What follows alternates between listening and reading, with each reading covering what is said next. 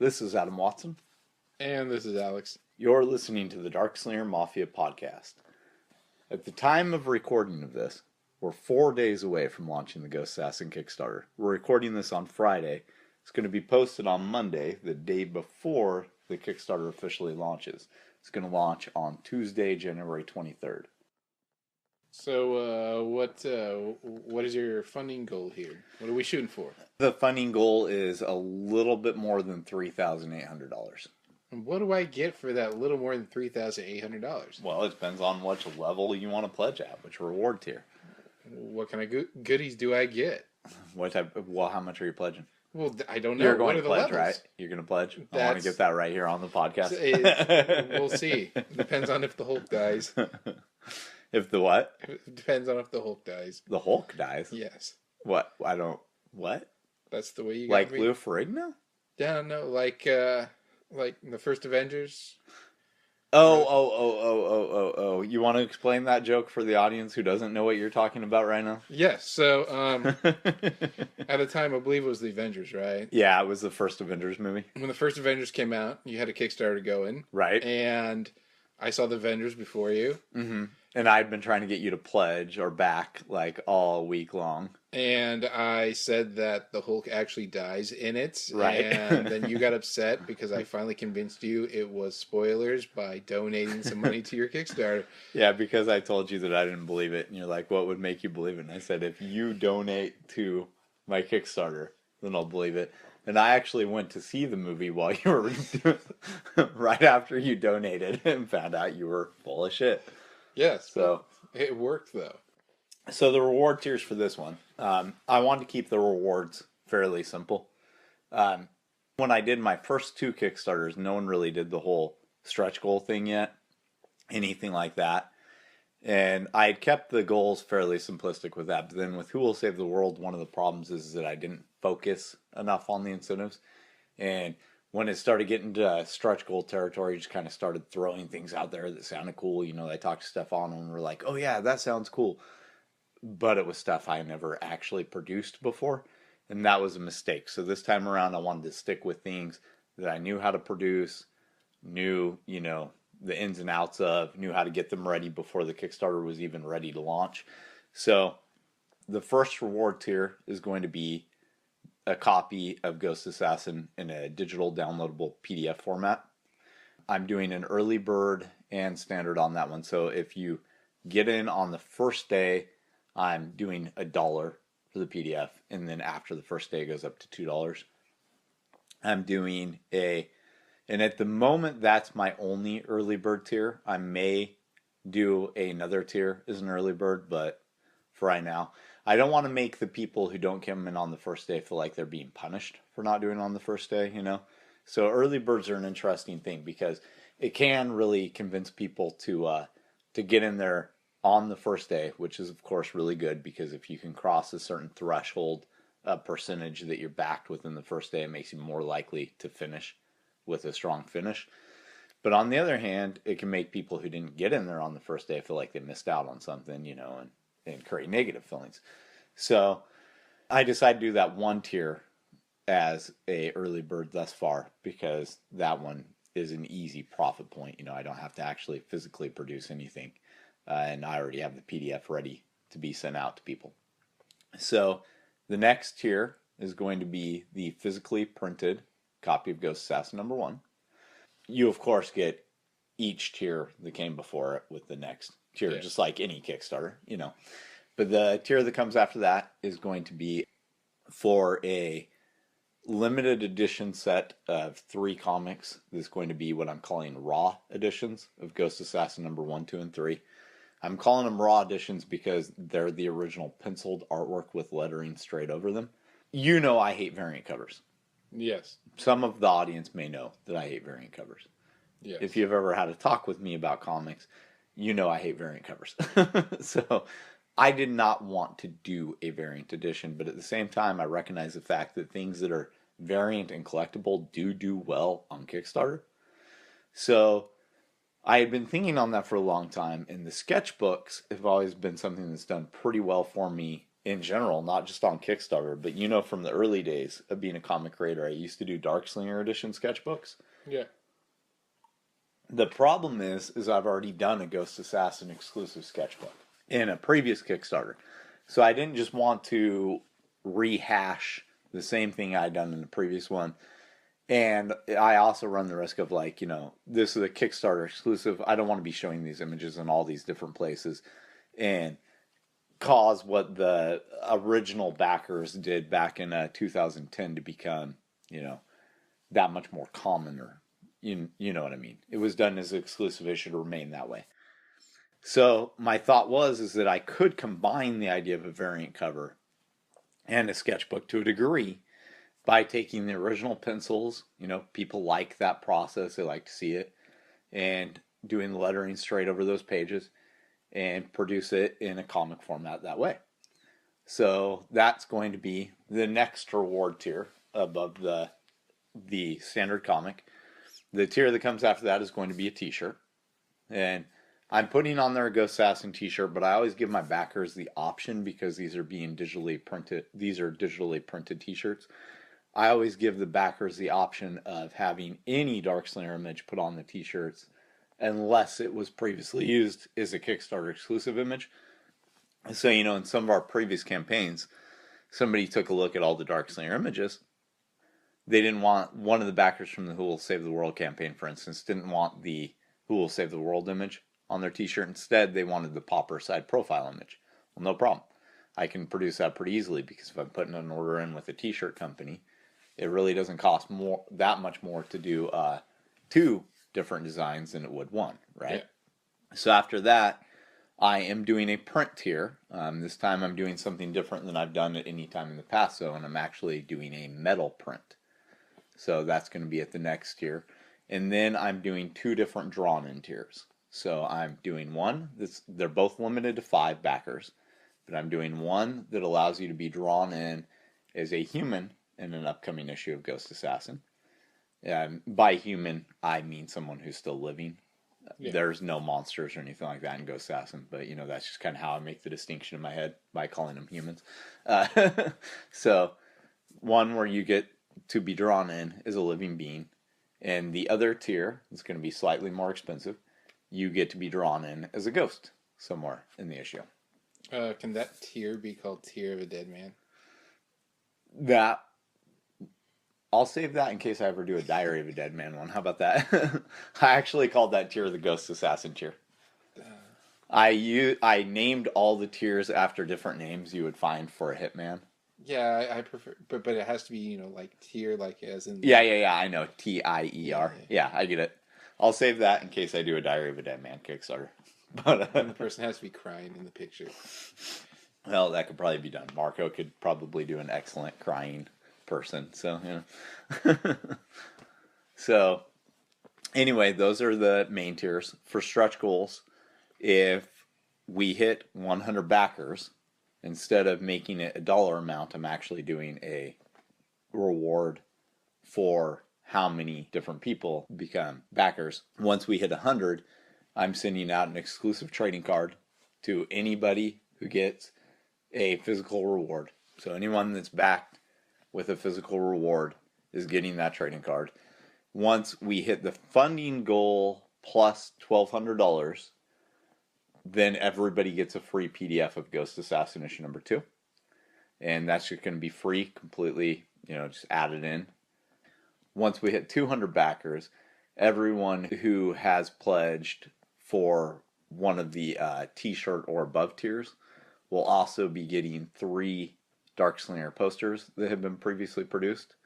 And then once we hit, I think it's another 3,000 above the 1,200 past the funding goal, we will be able to offer Ghost Assassin issue number 2. So I wanted to keep the rewards fairly streamlined, but still offer some pretty cool stuff. I think, you know, like a metal print, that's pretty damn cool. Yeah. And I thought the raw editions would be pretty cool. There's something I myself would want. You can also think of them as coloring books. You could, if you want to do that. It might be kind of weird, but... Color in your own Ghost Assassin. Yeah, you could. You could. I mean, I guess if you were actually looking to be a comic colorist, that might be good practice for It doesn't matter. Like, adult coloring books are Adult big coloring now. books are still huge, yes. I don't know why, but okay, that's a thing. I don't know. I've seen some of them that are pretty damn cool. Yeah, There are some of them that are just completely phoned in, where they just took like the black and white artwork from a comic or whatever, and just slapped it into paper that you can color on, and called it an adult coloring book. Yeah, But there are some of them that are really damn cool. some of them were cheap, Yeah. Say Star Wars on them. They took the color out of them and threw them in a loot crate or something like that. Yeah, exactly. Yeah, that's what I'm saying. Like, some of them just look like things that have just been had the color taken out and put onto a cheaper paper. Yeah. And then put together and have adult coloring book added to it. And some of them are probably also like kids coloring books. They just threw the word adult on. So Everybody's, just a really big kid. Right, that's true. So yeah, I guess if you wanted to get the raw editions and color in them, you could. There's nothing keeping you from doing that. So yeah, you do own them. Yeah, you own them at that point. So they're your physical property. So you don't own the intellectual rights to them, but you own the physical right. So Okay, so then why did you go with Kickstarter? I mean, there's so many other crowdfunding things out there. Why specifically Kickstarter? well, that's pretty easy to answer, really and truly. Because you already had the account set up and it was easy enough to do. Okay, I do have the account set up. I do have multiple Kickstarters under my belt at this point that were successful. I know the platform. At this point, I've now backed several Kickstarters, which was something I should have done in the beginning, but I wouldn't say I didn't have the interest to. I didn't have the funds to in the beginning. So, but I should have backed more just so I could see how other people ran them. Because that is a pretty important element. Is just kind of seeing how various people run their campaigns. And you know what to do and what not to do, But why Kickstarter? Kickstarter is the biggest. Yeah, you could do Indiegogo, but a lot of the reasons people do Indiegogo kind of seems to be... I thought about doing an Indiegogo, by the way, but it seems to be that they're afraid they're going to hit their funding goal, right? And you can have a flexible campaign. But if you do that and you don't have the extra $1,000 or whatever laying around that you didn't earn, you're still on the hook to get all of that out there. So I like the fact that Kickstarter is all or nothing, because you're going to have what you asked for, and if you did your math right, then you have what you need to produce the comic. But Kickstarter is also more of the household name in crowdfunding. When you watch Shark Tank, you don't really very often see anybody be like, yeah, we earned, $1 million on GoFundMe to produce this record player. No, it's probably something that they took to Kickstarter, right? Most of the time. Yeah. Yeah, and we can thank Potato Salad for becoming a household name. But Kickstarter is a household name at this point, right? For the most part? Yeah. Yeah. I've backed so, a lot of stuff when you go to online auction sites, you don't go to eBid, you go to eBay. If you want to buy books or whatever, you go to Amazon, right? I guess there are people who go to Pals online, but you know what I mean. No, like Amazon's for everything. Yeah, Amazon is for everything at this point. But when you go to big online marketplaces, my point is, you go to eBay, you go to Amazon. Well, when you do crowdfunding, you go to Kickstarter, right? So why wouldn't you just go to the biggest one in the United States? The others may have reaches that are completely different. I've researched that to a degree, and it does seem like that's the case. Like Indiegogo allowing people to just do whatever they want on the platform does have a lot of strengths. But I think it has a lot of weaknesses too. And like Kickstarter it's just the platform for me, I guess, is all I'm trying to say. And you hope that they hear this and put you on the front page. That would be nice. That'd be lovely. If they could make us a project they love, that would be fantastic. Hell, I mean... On the other hand, I've seen projects that they love fail still, so... I would be okay if they had a projects we find mediocre. I don't think that I would be okay with putting into a category that was called projects we find mediocre. Yeah, but it doesn't mean they don't like them. Like That's true. It's not That's bad. True. It's not half our staff good. liked this, half didn't. So it's projects we find mediocre. It's right underneath there. You got projects we like, projects you should back, projects that are pretty good. Projects we can't believe we allowed on here. And then projects that are mediocre. You know, though, the thing is, if they did all those categories, projects we can't believe we put on here would be the one I'd always be in. Not me personally wanting to be in it. I'm saying if I were browsing, that would be the one that I would browse all the time. Yeah, it would be a very interesting category. Yeah, exactly. So, let's say you're successfully funded, you get everything out, or you get everything in line. How long is it going to take you to actually get the products out to people?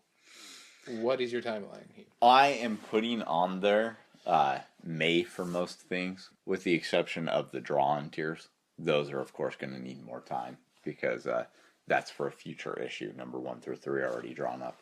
But with the exception of that tier, Ghost Assassin number 1 itself, the physical printing of that, because I'm going with an offset print run, that is probably going to be 2 to 4 weeks in production. The metal print should take about 2 weeks to produce, and the company that they're coming from is just a couple of states over, so the shipping time on that's going to be pretty light. The t-shirts, in the past, t-shirts have generally taken 7 to 14 business days. So, all told, if everything goes right, and I don't have to all of a sudden find a new supplier, which if I have, I've got backup prices from all kinds of places, so if there's any problems with anybody, I'm prepared for that. It should take probably about a month, I would say, but I am anticipating up until May, just so that I have that safety zone covered, you know? Yeah. So, and you never know. I mean, like, printers may tell you, oh yeah, you know, we're going to have this done in like 3 to 5 business days, right? 2 weeks later, you're still sending me emails. Where's my stuff? You know? Oh, yeah. So, you know, I want to be able to have that safety zone, but anytime one of the printers communicates with me, and it's not about like, you know, a price question or anything like this, but it's about time frames, things of that nature, that's going to be communicated to the backers. That's what I did with the last 2 campaigns. You know, that worked really well. One of my problems on Who Will Save the World, one of many, is that there wasn't enough direct communication between me and the backers. That's a mistake that I made. I didn't understand the Kickstarter platform, but there were also a whole lot of issues going on behind the scenes on that one. And so, you know, that's something that I'm rectifying, or did rectify with the last 2 campaigns I ran. I'll continue to run this campaign the same way I ran the last 2 campaigns, which went a whole lot smoother. I delivered ahead of time on both of them, you know, so. So how are you going to communicate with your backers? Are you going to use Kickstarter specifically, or are you going to, you know, reach out to them also like via Twitter or Facebook? Oh. And are you just going to do like, okay, here's a little update talk, or are we actually going to see like products coming in? We're going to get pictures, video. Let us know. You'll get pictures if I get pictures. Not all of your production companies are going to send you pictures. No, I don't mean that. Like, hey, look, I just got the box today, guys. Oh, yeah. I'll totally be doing that. Yeah, I mean, like, I fully intend to make good use of Kickstarter Live. So, you know, when you, with Kickstarter Live, you can do a thing where you can do the unboxing video, where you open up the first box of comics, and everybody gets to go through it with you to make sure there are no production errors, no anything like that, you know. And that also helps because, you know, if 20 or 30 people are watching it, that's just all the more eyes that might catch something that you didn't see before it's too late, you know. But yeah, I totally intend to do Kickstarter Live videos to show, like the comic itself, the raw editions, the things that take more than just 1 or 2 pictures, you know. And those will, in theory at least, be uploaded to YouTube as well. I've never done a Kickstarter Live, so that's theory, meaning hopefully I do it right. But, you know, I'll be posting pictures on my other social media networks as well, of course. But yes, if I get the package of prints in the mail, and it's not the day that I'm doing the Kickstarter Live, I'm going to take a picture of it, post it up, say, hey, look what came in today, you know? So I'll be communicating with the backers through updates. That's the preferred method that you communicate with backers on Kickstarter. So that is how I'll be doing it. The only reason any updates would be backer only would be if it's something that's like a link to the PDF to download or something like that. That will be backer only. But otherwise, all the updates are going to be open. Everybody can just read them anytime. So even if you're not a backer, but you're thinking about backing my next campaign, you'll be able to go in there and see, so you know that nothing's hidden. And so all those pictures, you know, are of course going to go on my Instagram as well, my Facebook, my Twitter, my Tumblr, all that. Because why wouldn't I take pictures of the new products and, you know, show people? And, Well, again, usually, just like any relationship, communication is key. right. A lot of Kickstarter people, you know, while you have the ones that have a ton of communication are out there, they're not always on the ball. And then you got the ones who are, they can get products out fast and they're ahead and everything, but they don't communicate at all. So you think, Well, what the hell one of the happened to things that's not necessarily thought about in that is sometimes when somebody's not communicating, it's not a bad sign. I know because I've, you know, been on this on the production end so many times. But sometimes when somebody's, I don't ever go on there and comment on things unless, you know, it's like way, way past the due date and I'm wondering, did this person just totally vanish? But, you know, like even IDW, one of the biggest comic companies there is, they did a Kickstarter this fall for this hardcover comic interview book. Did you see it? I did not see it. Okay. Wait, well, yeah. No, I saw that one. I was one of the backers on it, right? And they posted an update around December stating that it's been delayed and all those things, right? And it's like, okay, even IDW, who makes comics, is their whole entire business that has, you know, multiple employees, I would assume, who has licenses with G.I. Joe and Transformers and all that, even they experience production delays, right? Yeah. So everybody goes through this. So, you know, the thing is sometimes when you're not posting an update, it's because you're so busy trying to figure out what's going on, right? So, of course, like with the Who Will Save the World Kickstarter, one of the behind the scenes things that people didn't see that went totally wrong on that one was I didn't get two of the incentives I hired for my printer in Seattle, right? This was a company, do you remember that when that happened? Yeah. Yeah, because you had came by my house at one of the points during it, right? But this is a company who I dealt with, God, how many times before that? Like 6 or 7, 8 maybe? A lot. A lot. We I dealt with them there several times. Every time we went to Emerald City Comic Con, we went by there and picked something up. Yeah. So, you know, I never known them to be anything but professional. They were always good about getting me my product. You know, what I ordered, it always looked the way it should. There were never any problems with pagination or anything like that. And when I ordered the Down Stone Cold exclusive and the Who Will Save the World sketchbook through them, the first warning sign, I guess it would be, is that they didn't respond for like a week, right? So after that week goes by, you know, I get a hold of them. They tell me that they don't know when they can get to it. It might be like 2 weeks, right? And so I sent them back thinking, I'm like, look, you know, I'm also working with this new printer in Portland now. So if it's going to be 2 weeks, just cancel the order. And I'm going to go ahead and run it through this new place, right? Well, I get a message back the next day stating they'd all been printed, which seemed kind of weird considering the fact that they didn't know when it would be printed the day before, right?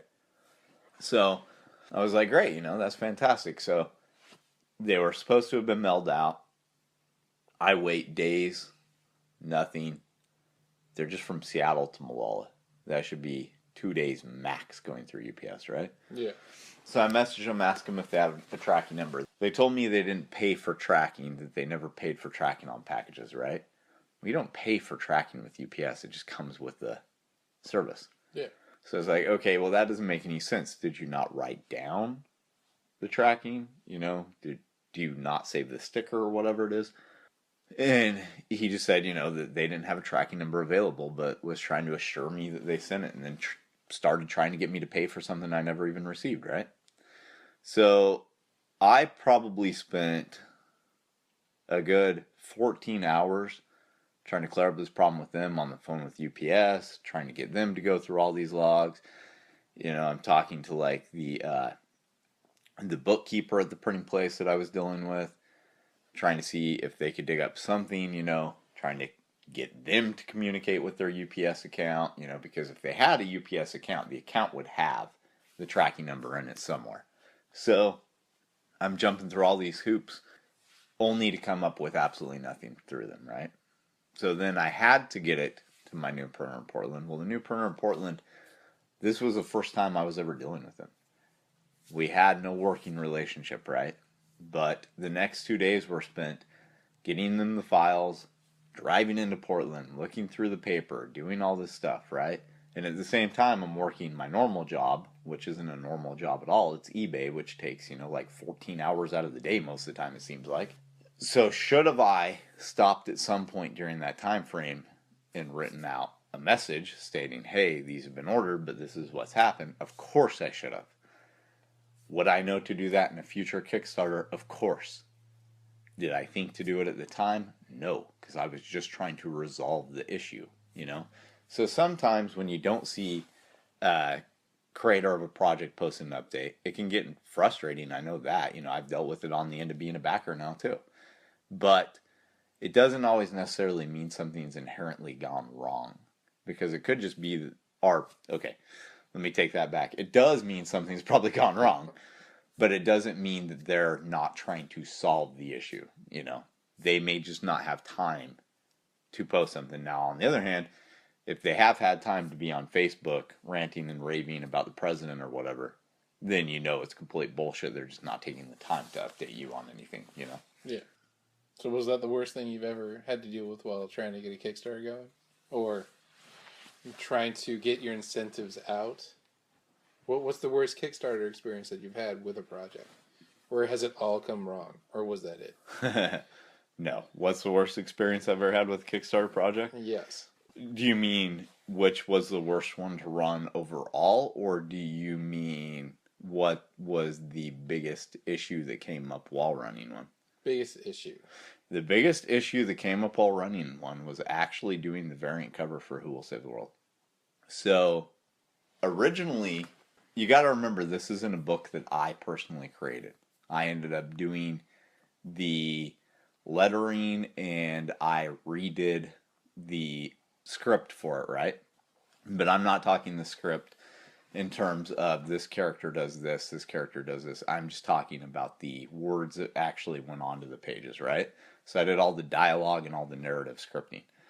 So, while I was doing that, all of a sudden this thing went from being a comic that could actually be stapled, which is called saddle stitched, to being something that had to be perfect bound, which means the spine was glued, because the page count increased after this had already been through Kickstarter, right?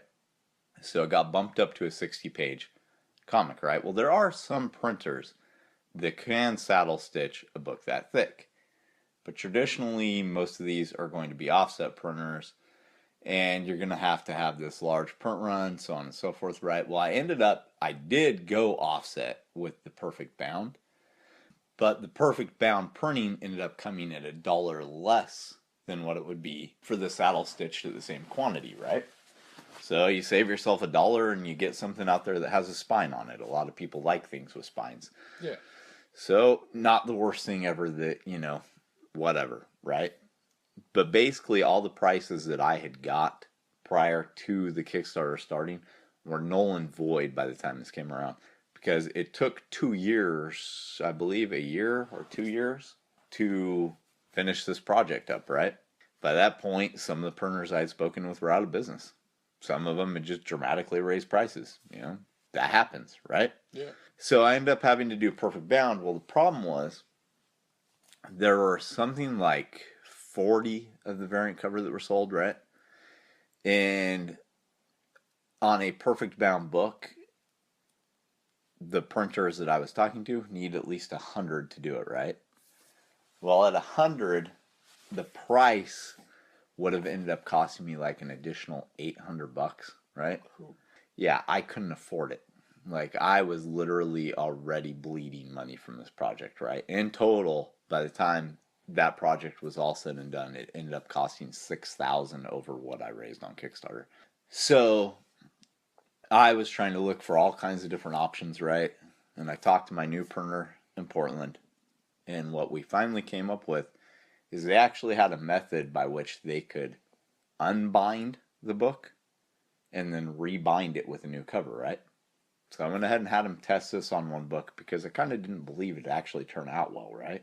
Yeah. But it did. It turned out very, very well. In fact, you can never tell that it was, anything other than a variant cover from the get-go, right?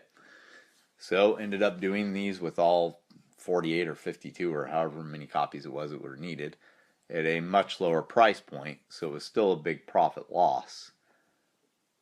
And, more than just profit. It was just a big loss, period. But figured it out in the end. But trying to get that variant cover done, I was on the phone with at least 30 to 40 different printers, asking advice, trying to figure it out, seeing what they would charge if they had to just print this thing up from scratch, And finally, my new printer in Portland came up with this idea and ended up being a genius one because it worked perfectly. And, the books turned out exactly how they should have as variants. It was very important to me to be able to get those covers on matching the same quality that the book was printed with. Yeah. And not causing any damage at all to any of the interior pages, which they pulled off marvelously. So, ended up pulling it off, but that one was ulcer-inducing trying to figure out. Okay, so let's say... And just made me hate variant covers all the more. Yeah, don't get me wrong.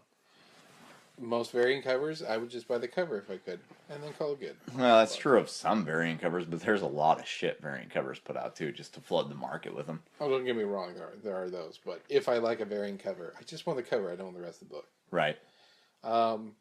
Let's say you do get the Kickstarter done, you got extra monies. By done, you mean just finished? No, you actually funded your project. Funded the project, You got some extra money, you got all your stuff sent out. Mm-hmm. What do you have a project in mind afterwards? Are you going to go to Kickstarter again, or are you? I'm definitely going to Kickstarter again. There are a few projects I have in mind to do in 2018. I don't know exactly which one of them is going to be next yet. One of them that I have in mind is I actually want to do a hardcover collection of Chronicles Von Helsing number 1 through 5 in the Sally special. But in order to do that collection, I actually want to go back and color the pages. So I want it to be a full color edition. So it's not just going to be hardcover, it's actually going to be presenting the pages in a brand new way.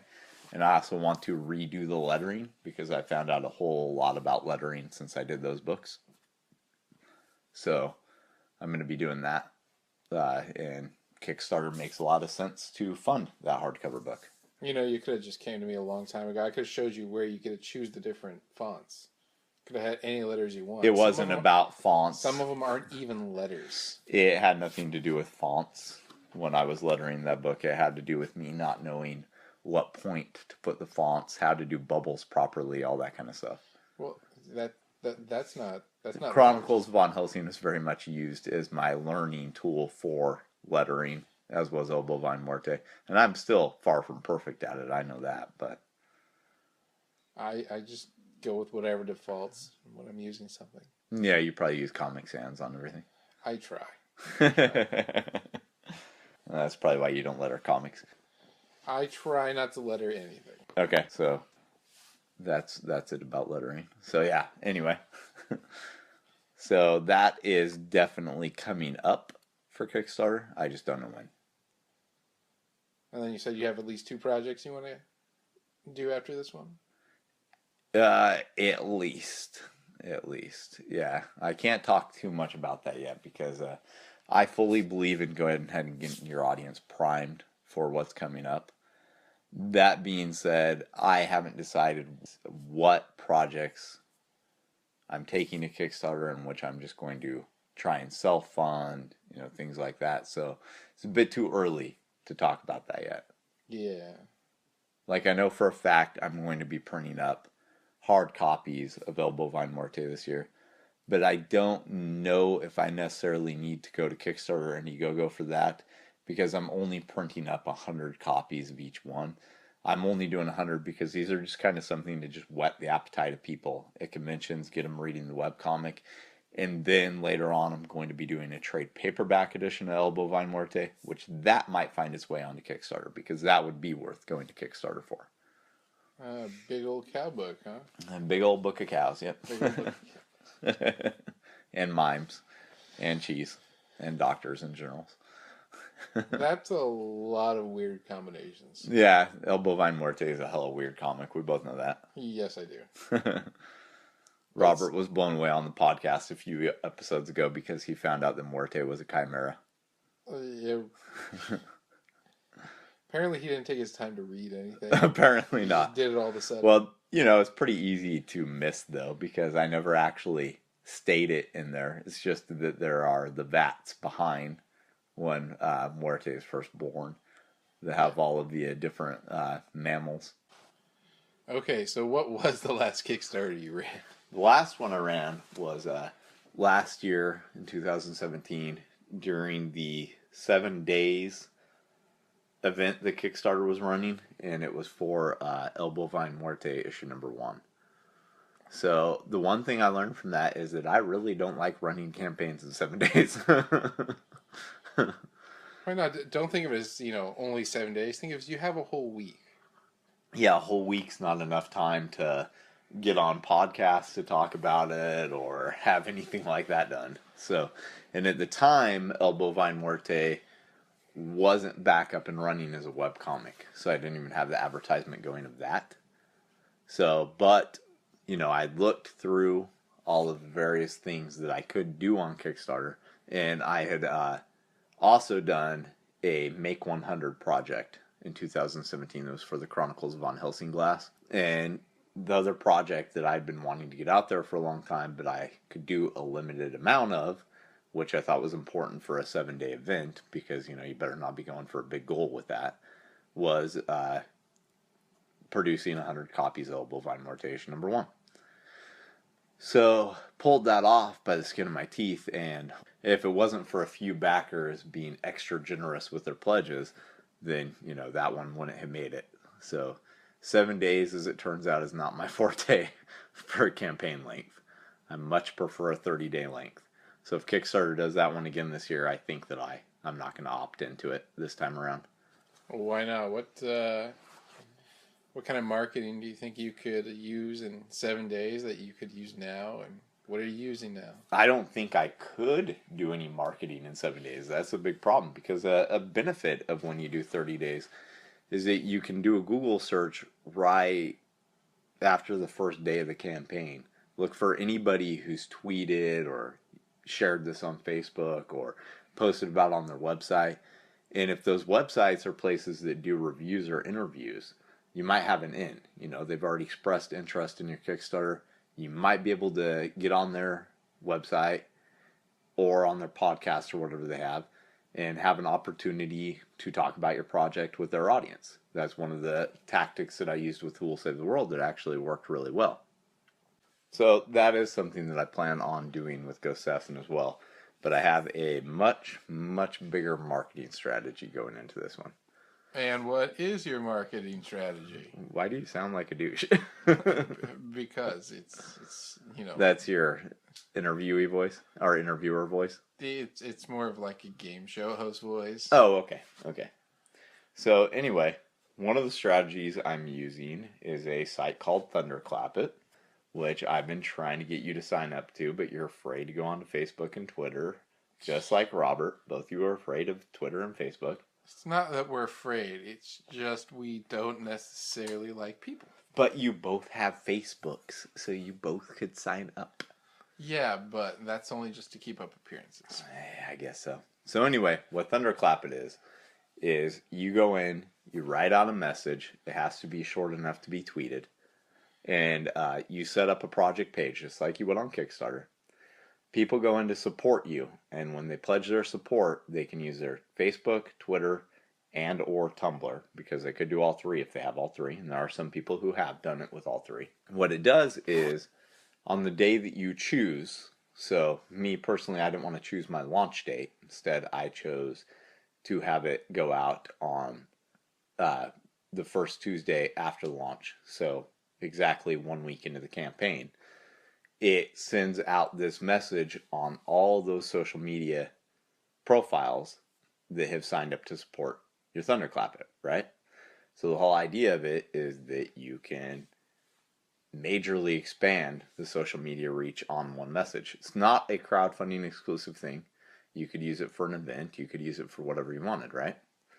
Well, I think at least whatever you want. But in any case, at the moment of the recording of this, I have 79 of the needed 100 supporters, because you have to get a minimum of 100 supporters before it'll be sent out. I have 79 of those 100 supporters, and I have potential social media reach of, I believe, 79,000. So, of course, 79,000 people aren't going to literally see it, but some of the people have like 30,000 followers, some of them have 10,000 followers. That's still the potentiality for, thousands more people seeing whatever the message is. So if somebody actually wanted to help you out, where would they go in order to sign up and clap some thunder? The link for it can be found at www.darkslinger.com. It can be found on all of our social media channels. I even put a little post about it on Instagram. Or you could simplistically go to thunderclap.it and search for Ghost Assassin. It'll come up. Any support on that is greatly appreciated. So that's one of the strategies. Another strategy is I'm actually doing physical marketing with this. So I know there are a lot of people who run Kickstarters that swear against physical marketing, but we had quite a few backers on Who Will Save the World come in through physical marketing that I did at a few signings and conventions during the running of the campaign.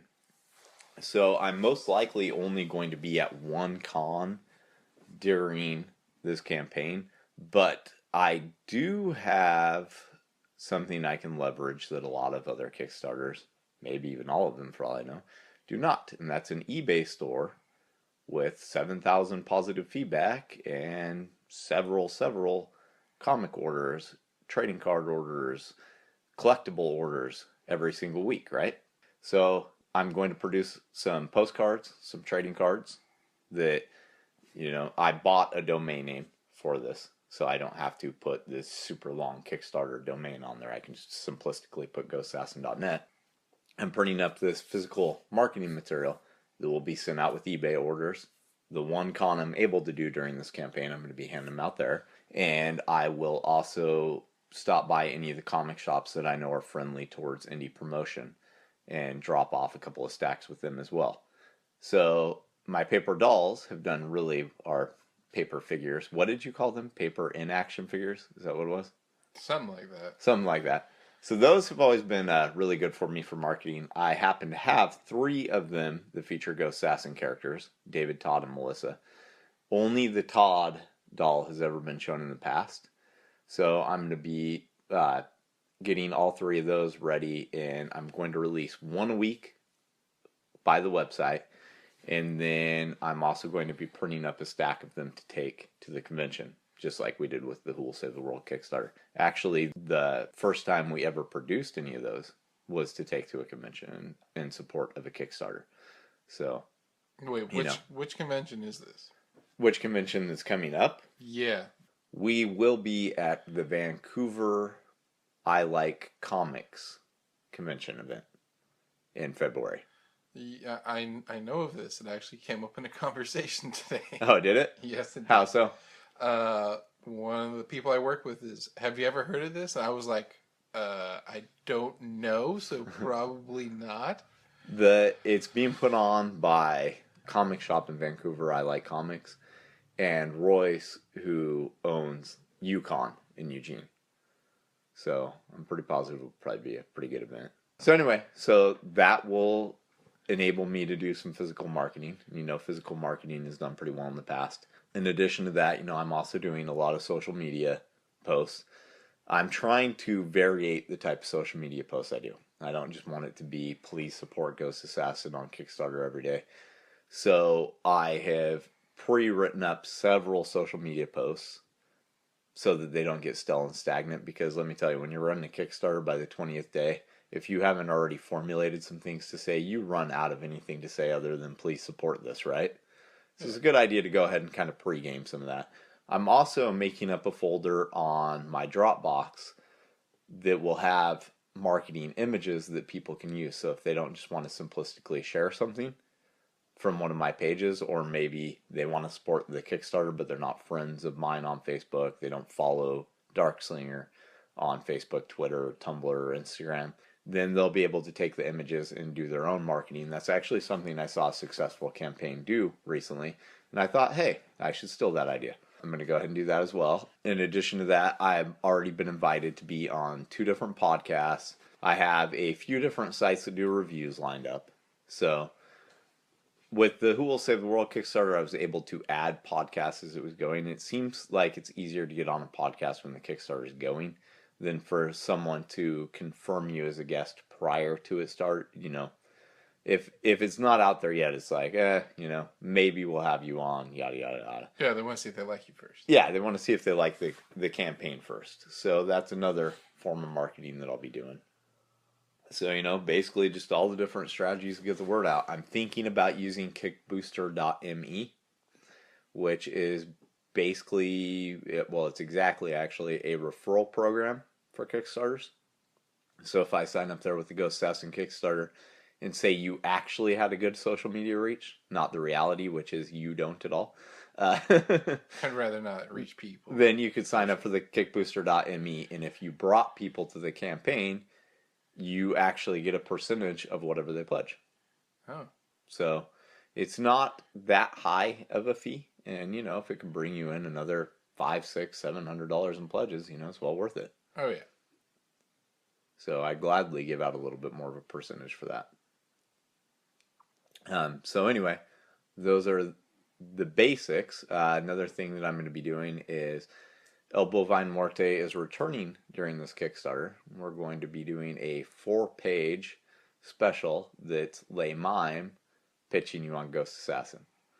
But Le Mime doesn't have a large attention span, and he's not very interested in this comic because it doesn't feature him.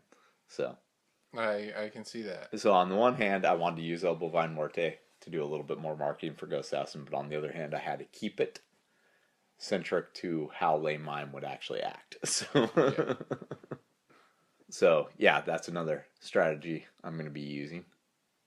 So that's going to be it for this week's Darkslinger Mafia podcast. Please tune in next Monday and every Monday for a new episode. Please don't forget to check out the Ghost Assassin Kickstarter launching tomorrow. There are several ways you can support the project. Backing is, of course, greatly appreciated, but if you're unable to back and would still like to see the project successfully fund, you could help out by sharing. Our Thunderclap is going to be running until January 30th, so you could head over to thunderclap.it, type in Ghost Assassin, pledge your support that way. It allows Thunderclap to make a one-time post on either your Twitter, Tumblr, or Facebook, or any combination of the three. You can head over to www.darkslinger.com, sign up for our mailing list. You can find us on Facebook, Twitter, Tumblr, Instagram. This is Adam Watson. And I'm Alex. Thank you for listening.